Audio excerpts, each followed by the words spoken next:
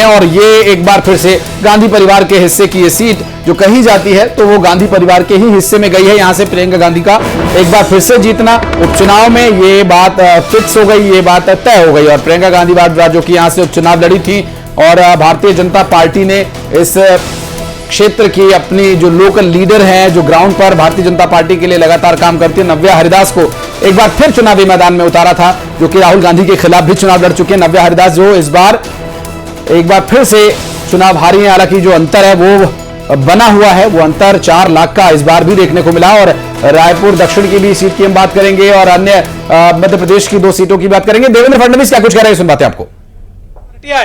हम सब लोग एक साथ रहे, एक साथ मिलकर हमने ये काम किया, इसलिए मैं ऐसा मानता हूं कि इस एकता का ये विजय है।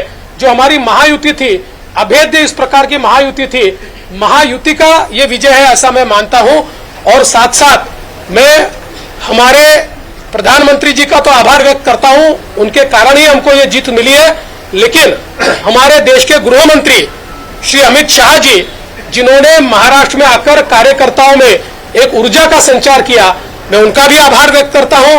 हमारे राष्ट्रीय नेतृत्व हमारे नड्डा जी है, हमारे राजनाथ जी है, हमारे नितिन गडकरी जी है, इनका भी आभार व्यक्त करता हूं। हमारे जो चुनाव के प्रभारी है, हमारे जो महाराष्ट्र से मंत्री है, इन सभी का मैं बहुत दिल से आभार व्यक्त करता हूं कि पूरी पार्टी ताकत से हमारे साथ खड़ी हुई। और सबसे महत्व की बात है, हमारे नेताओं ने, हमारी पार्टी ने केवल बीजेपी की सीटों पर काम नहीं किया, हमारी पार्टी ने सारे के सारे महाराष्ट्र के जितने 288 सीटें थी, हमारे दोस्तों की सीटों पर भी काम किया। और मुझे ऐसा लगता है कि इसके कारण एक बहुत अच्छा यहाँ कार्य संपन्न हुआ। हमारे भूपेंद्र यादव जी, अश्विनी वैष्णव जी, हमारे शिवप्रकाश जी, इनका भी मैं आभार व्यक्त करता हूँ। हमारे यहाँ पर जो हमारे सारे अलग अलग प्रांतों से भी जिन लोगों ने हमको मदद की, उनका भी मैं आभार व्यक्त करता हूँ। हमारे पीयूष जी का मैं आभार व्यक्त करता हूँ, हमारे शिवराज सिंह चौहान जी का भी मैं आभार व्यक्त करता हूँ। मुझे ऐसा लगता है कि एक प्रकार से सामूहिक रूप से हम लोग जब उतरे तो ये सामूहिक ताकत एक ऐसी ताकत बनी जिसने दिखा दिया कि महाराष्ट्र ये मोदी जी के ही साथ है।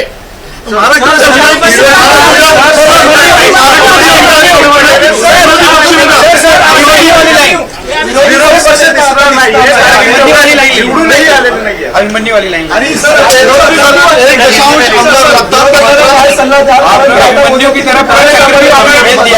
ऐसा है, मैंने पहले ही कहा था कि मैं आधुनिक अभिमन्यु हूँ, चक्रव्यूह को भेदना जानता हूँ। हमने चक्रव्यूह को भेदा है और ये कोई मैं पहले भी कह रहा हूँ, वापस कह रहा हूँ, इस विजय में मेरा बहुत छोटा उसमें मैं समझता हूँ कि सहभाग है। एक ये हमारी जो पूरी टीम है, इस टीम ने इस विजय को लाया है। मला असं वाटतं की कुठल्याही लोकशाहीमध्ये एक चांगला विरोधी पक्ष असणं हे गरजेचं आहे। त्यामुळे जे काही विरोधी पक्षाचे लोक निवडून आलेले आहेत त्यांचा आम्ही सन्मान करू। त्यांचा आवाज छोटा असो की मोठा असो, ते ज्या योग्य गोष्टी सांगतील त्या योग्य गोष्टींवर आम्ही त्यांना प्रतिसाद देऊ।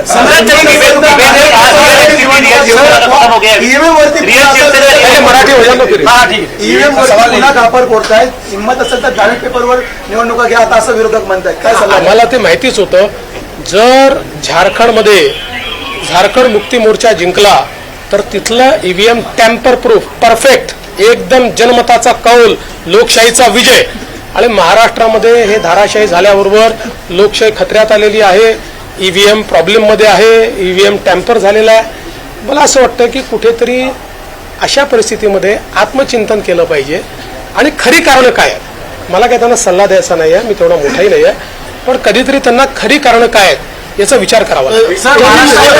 मुख्यमंत्री पदाची स्वप्न पाहिली असे राष्ट्रवादी आणि काँग्रेस मधल्या बड्या नेत्यांचे या विधानसभा निवडणुकीमध्ये पराभव झालेला आहे। असं लोकशाहीची हीच खरी मला असं वाटतं गंमत आहे की लोकशाही। तो देवेंद्र फडणवीस को आप और देवेंद्र फडणवीस ने यहाँ खुशी जाहिर की है। महाराष्ट्र चुनाव रिजल्ट से जुड़ी बहुत बड़ी खबर इस वक्त की आपको बता रहे हैं। महायुति को मिल रहा है भारी बहुमत। कहां कितनी सीटों पर बीजेपी आगे, 223 सीटों पर आगे चल रही है महायुति और बीजेपी 133, शिवसेना उत्तर प्रदेश से भी जुड़ी बड़ी खबर आपको बता देते हैं। उत्तर प्रदेश से जुड़ी खबर यह है कि 9 में से 7 सीटों पर बीजेपी को बढ़त मिलती नजर आ रही है और 2 सीटों पर समाजवादी पार्टी। उपचुनाव में 7 सीटों पर बीजेपी को बढ़त मिल रही है। बड़ी खबर इस वक्त आपको बता रहे हैं, 2 सीटों पर समाजवादी पार्टी आगे नजर आ रही है। उत्तर प्रदेश में भी उपचुनाव से जुड़ी बड़ी खबर आप तक पहुंचा रहे हैं। और अब बात करेंगे मध्य प्रदेश छत्तीसगढ़ में उपचुनाव के नतीजों की। और ये नतीजे बताते हैं कि विजयपुर में रामनिवास रावत की हार, जिसे कांग्रेस पार्टी बहुत ज्यादा एंजॉय कर रही है, उसके जश्न मनाए जा रहे हैं।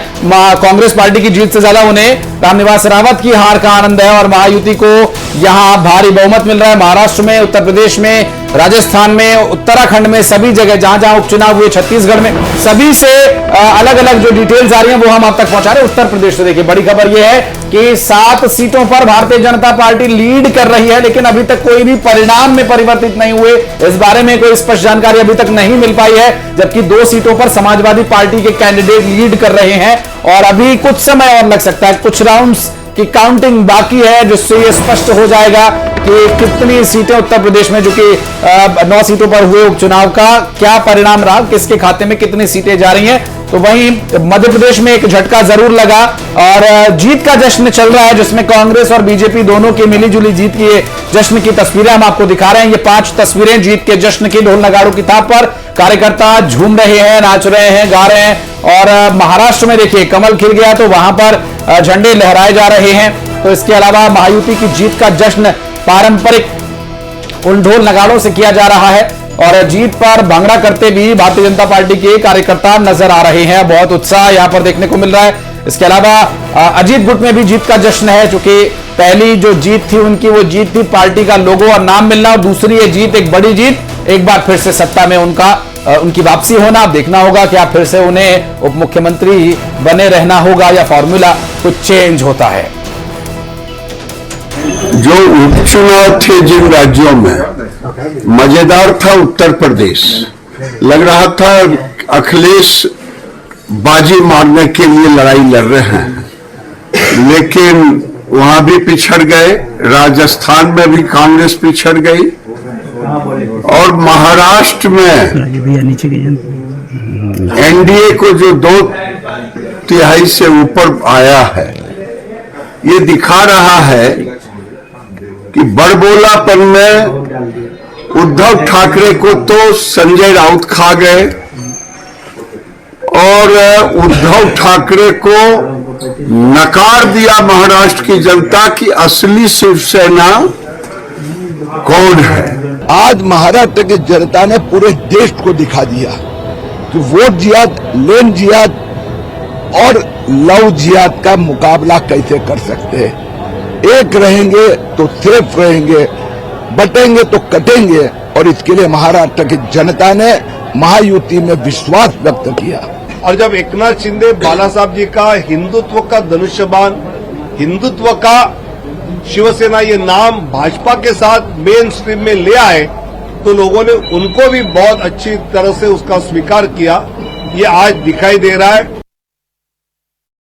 नहीं होने देंगे तो इसके लिए इस प्रकार के नतीजे महाराष्ट्र के ऊपर लाद गए हैं। ये जनता का कौल हो ही नहीं सकता।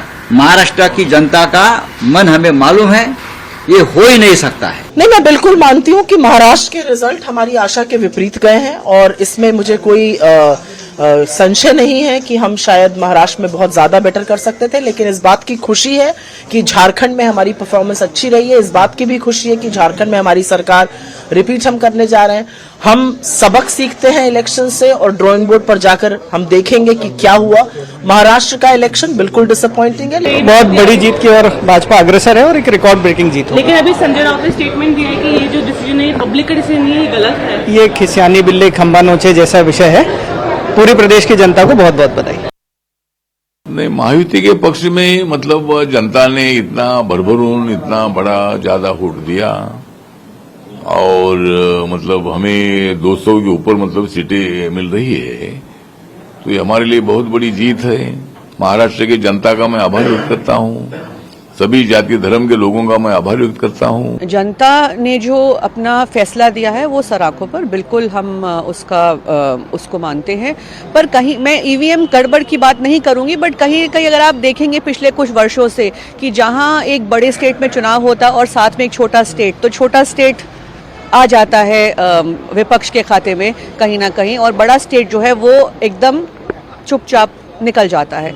तो गड़बड़ जरूर है। कि रुझान में महाराष्ट्र में भारतीय जनता पार्टी और उनके गठबंधन सहयोगी दल हैं, उनको मुझे लगता है कि सफलता मिल रही है। ऐसे रुझान में सफलता मिलेगी ऐसा लग रहा है हमें। इसके लिए महाराष्ट्र के मतदाताओं का आभार। तो ये क्योंकि इतना चेंज आया है फ्रॉम लोकसभा टू महाराष्ट्र का ये विधानसभा चुनाव, हैरान करने वाला है। और इस पे मैं मानती हूं कि even for me mentally it's quite unacceptable कि इतना हमने आक्रोश देखकर भी वोट में कन्वर्ट नहीं हुआ, इस तरीके के नतीजे आए हैं। एक प्रश्न चिन्ह उठाता है कि क्या ये सही मायने में फ्री एंड फेयर इलेक्शन था। वायनाड के जनता से बहुत खुश हूं और उनके आभारी हूं कि अभी जो काउंटिंग में रिजल्ट आ रहा है वो 2 लाख से ऊपर है। वायनाड की जनता तो उनको प्रियंका की मेहनत की समझ है, अंदाजा है। और महाराष्ट्र की राजनीति ने एक और चीज पर पटाक्षेप कर दिया है। वो क्या था, हम लोग एक शब्द प्रयोग करते हैं, विचार परिवार। और महाराष्ट्र का चुनाव जो था वो इस बात की जंग थी कि विचार की विरासत को जन समर्थन मिलेगा या परिवार की विरासत को। और साफ साफ तरीके से महाराष्ट्र की जनता ने विचार की विरासत के पक्ष में आशीर्वाद दिया है, और जो लोग परिवार की विरासत को विचार से बड़ी मानते थे उनको खारिज किया। तो देखिए, महाराष्ट्र में भी एक तरह से जश्न का माहौल है, तो दूसरी तरफ रायपुर दक्षिण की भी तस्वीर हमने आपको दिखाई, जहां मुख्यमंत्री विष्णुदेव साय, सुनील सोनी एक साथ नजर आए और जीत का जश्न मनाते हुए तमाम कार्यकर्ता नजर आ रहे थे। जानकारी यह भी मिल रही है कि प्रधानमंत्री नरेंद्र मोदी बीजेपी कार्यालय जा सकते हैं और यहां पर कार्यकर्ताओं से भी वो मुलाकात करेंगे और संदेश कार्यकर्ताओं के नाम, जैसा कि वो अक्सर करते आए हैं, हर चुनाव के बाद कार्यकर्ताओं का आभार व्यक्त करना। और बड़ी बात यह है कि विजयपुर में मंत्री रामनिवास रावत की हार हो गई है, तो कांग्रेस के मुकेश मल्होत्रा ने जीत दर्ज की है। बुधनी में भी बीजेपी जो है अभी आगे चल रही है, बीजेपी के कैंडिडेट रमाकांत भार्गव आगे चल रहे हैं और यहां पर पीछे चल रहे हैं राजकुमार पटेल। तो कहां पर कौन आगे कौन पीछे ये हम आपको बता रहे हैं, और साथ ही हमारे साथ गेस्ट पैनल जो है वो जुड़ेगा, जिनसे हम जानकारी और चर्चा दोनों ही करेंगे। हमारे साथ नेहा बग्गा थोड़ी देर में जुड़ेंगे, लेकिन हिमानी सिंह हमारे साथ कांग्रेस की प्रवक्ता है। हिमानी जी, एक तरफ जहां विजयपुर में जश्न मनाया जा रहा है, तो रायपुर में अभी भी ये जानने की कोशिश की जा रही है कि आखिर हार की वजह क्या है, मंथन क्या जा रहा है, क्या कहेंगी? विजयपुर की जीत की विजयपुर की जनता को और कांग्रेस के सभी कार्यकर्ताओं को और उन लोगों को जिनको वोट देने से रोका गया, जिनके ऊपर